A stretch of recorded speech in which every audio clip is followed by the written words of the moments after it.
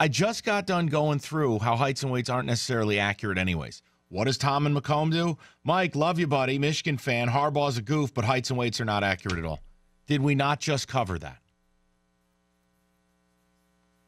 It's a point of no one has ever done what Harbaugh's doing here. So why is he doing it?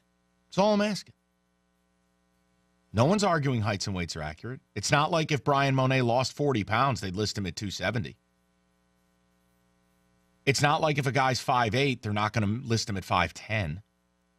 So why is he doing it? Nobody puts real heights and weights on rosters. It's not an issue. No, Tim, it's an issue. It's an issue because everyone does it. Tell me why your guy didn't do it. That's all I'm asking. Don't make excuses for him and say that the heights and weights aren't accurate. Well, we know that.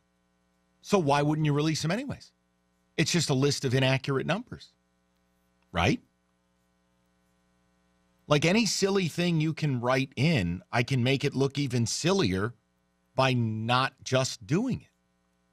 There's no competitive advantage to be gained. None. I've defended Harbaugh with the starting quarterback thing. I love it. I think it's smart. Even though everyone knows it's going to be Wilton Speight, it's smart. I love how Harbaugh manipulates the media and how upset they get. Yeah, I think filing a FOIA probably was the most butthurt thing I've ever seen. But my paycheck isn't dependent on the Michigan roster. Maybe some of these people believe theirs is. Fair. He's being petty. He's Michigan. What else do you need to know? I think Harbaugh's sticking it to the Rutgers beat writers. Well, here would be my question, DJ, when you write that in. When you do something like this, right, and you finally put the roster out there, but you don't give the heights and weights, do you mean to tell me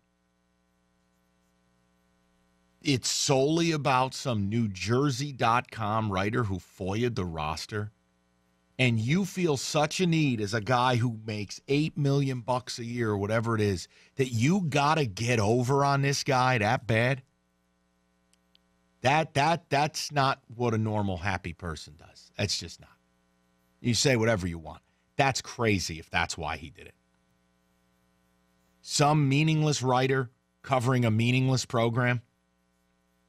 And this is the burn? This is what it's for? Come on. I hope that's not the case. That's crazy behavior. That's ridiculous. Harbaugh's playing psychological games like Bo did. You believe not releasing heights and weights is psychological. No, psychological is Iowa painting the visitors' locker room pink. Psychological is the Celtics not offering hot water so your opponent had to take cold showers.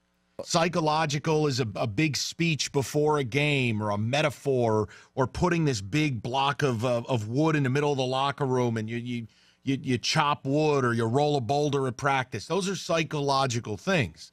Not releasing the heights and weights on a roster, I don't think that's the case. Yes, Roberto. Oh, he's wearing Bo's outfit and his glasses, so he might as well go all the way with it. I don't know. No, I'm asking. I mean, Roberto, like I said, what you're seeing is Michigan fan doing what they always do. The flock, the cult that is U of M, they're defending their dear leader. My point is just explain what's behind it. Now, I mean, do you believe it's about a New Jersey writer? I hope not. Psychological benefit to whom? You guys have already said heights and weights aren't accurate. So how does it benefit you? Here's the answer. It doesn't. Not naming your starting quarterback benefits you. It's a smart move by Harbaugh. I love it. I hope Harbaugh never releases the starting quarterback before any season. It's smart. It really is. Same thing with what McElwain did in that regard. The roster, I didn't get it, but whatever. Dare to be different. But now, like all the games are done and we're about to play, why release it without the heights and weights? And this is the fun part, is nobody can give me a real answer. You can't even explain it away, no matter how big of a fanboy you are. It's just silly. Thank God football's back tomorrow. Ohio State, Indiana. I can't wait. Let's go to Steve. 97.1. What's up, Steve?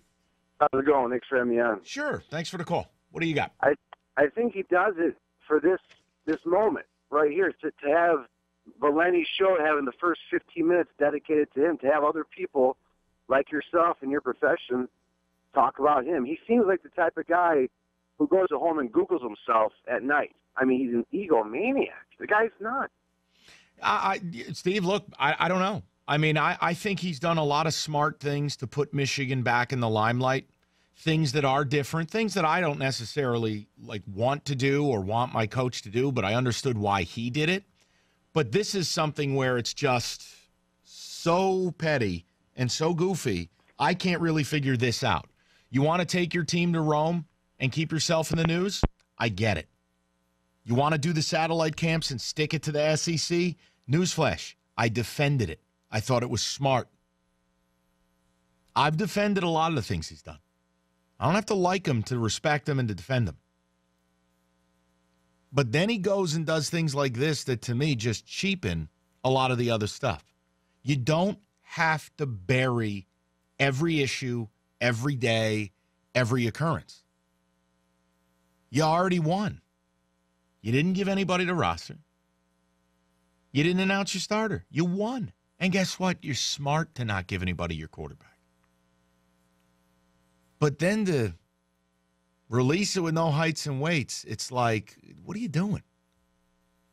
And that's where, again, there's just nobody at Michigan that can rise up and go, hey, coach, you already won. Let's be an adult. The heights and weights aren't even accurate. Just put them out there. And that's why he's got the best job in America. He has complete and utter autonomy. Harbaugh's the equivalent of a restaurant owner who owns the building that's in his restaurant, and he owns the farm that he sources his food from. There's no one to tell you no. Do whatever he wants. It's just goofy to me.